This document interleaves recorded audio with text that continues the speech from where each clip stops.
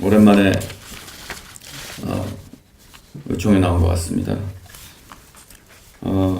그동안에 있었던 몇 가지 문제에 대해서 말씀을 드리고 여론조사 문제에 대해서 여러분들께 좀 설명을 드리고자 합니다. 저도 개인적으로 이 땅에 평화가 있어야 된다, 평화 추구하는 사람입니다.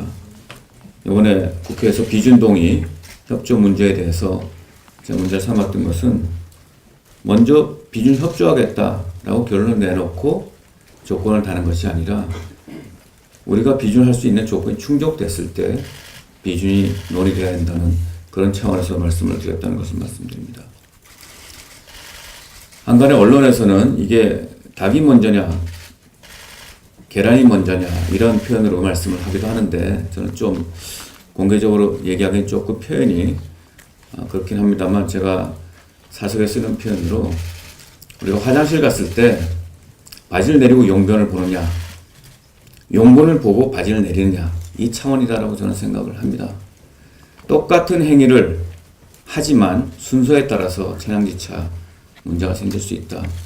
그래서 저는 거기에 대해서 제 의견을 말씀드렸던 것입니다. 저 지상욱은 바른미래당의 창당 주역입니다. 창당 정신에 입각해서 바른정당 대표자로서 최이배 의원과 국민의당 대표자인 최이배 의원과 정당 정책을 만들었던 사람입니다. 그런 창당 정신과 정당 정책에 입각한 애국심과 애당심을 가지고 말씀을 드렸다는 것을 다시 한번 말씀드립니다. 오늘 결의문이 올라왔는데 이거는 아까 말씀드린 대로 화장실 가서 바지를 내리고 순서 맞았는데 서서 용변을 보겠다는 약간 좀 시기적으로 결론이 안 나온 얘기에 대해서 어중간하다라는 말씀을 드리고 싶습니다. 제가 오늘 드리고 싶은 말씀은 의장실에서 국회의장께서 지난 3일 개원 연설 때 국민의 72%가 즉각적인 비준 동의에 찬성한다고 말씀하셨습니다. 그리고 그 이후에 민주당의 이해찬 대표께서 국회에서 비준 동의 해야 된다고 말씀하시더니 어저께는 또다시 국민의 72%가 비준 동의에 찬성한다라고 하셨습니다. 저희가 하도 이상해서 그 갤럽에서 나온 두 가지를 말씀을 드렸는데 요거는 의장실에 조사한 한국 갤럽 여론조사입니다. 여기 보면 아시다시피 72%가 어떻게 나왔냐면은 이분법적으로 설문을 그냥 이렇게 얘기했습니다. 법적 효력을 얻으려면 국회 동의가 있어야 합니다. 판문점 선언에 대해서 비준 동의 해줘야 한다고 생각합니까? 말아야 한다고 생각합니까? 답을 정해놓고 이분법적으로 yes, no를 묻는 질문이었기 때문에 제가 여론조사 전문가들하고 의논한 바 이거는 굉장히 잘못된 거다. 그래서 연구소에서 그 기간을 이용해서 조사를 했습니다. 지난번 언론에 잠깐 말씀드렸지만 이걸 들고 나온 이유는 이 설문이 같은 샘플, 같은 사람 비슷하게 갤럽하고 했습니다. 이건 아레나에서 했습니다. 그런데 이건 정당 지지까지 넣어서 해가지고 선관위 등록까지 하고 정정당당하게 했는데 여기 보면 비준 동의에 대한 여부를 설문을 현재 정부는 도로, 철도 사업 등 북한과의 경제 협력을 위해 판문점 선언에 대한 국회 비준 동의를 요구하고 있다. 남북 경제 협력에 추가적인 예산이 소요되는데 선생님께서는 즉각적인 비준 동의를 해야 된다고 생각합니까? 아니면 충분한 예산 검토 후에 해야 됩니까? 라고 얘기를 했습니다. 의장실과 이해찬 대표께서 얘기하셨던 즉각적인 비준 동의 필요하다. 72%가 아니라 19%만이 즉각적인 동의를 답을 했고 예산을 충분히 검토한 이후에 비준 결정한 데는 73%입니다. 여기 로데이터가 나와 있는데 더 보시면 밑에 우리 바른미래당 또 뭐 보수 정당인 자유한국당을 차치하고 더불어민주당 지지자들조차도 즉각 동의 26.4%, 예산을 충분히 검토한 후에 해야 된다는 분들이 69%. 더 나아가서 정의당 지지자도 즉각 동의가 35.4%. 검토 후에 신중하게 결정해야 한다는 분이 63.9%입니다. 굉장히 왜곡된 조사입니다.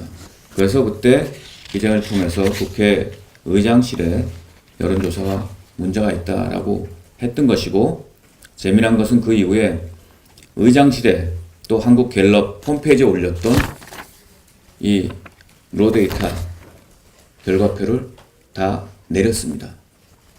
이건 무엇을 의미하는 겁니까? 떳떳지 못한 설문으로 조사했다는 것을 스스로 자인하는 것입니다.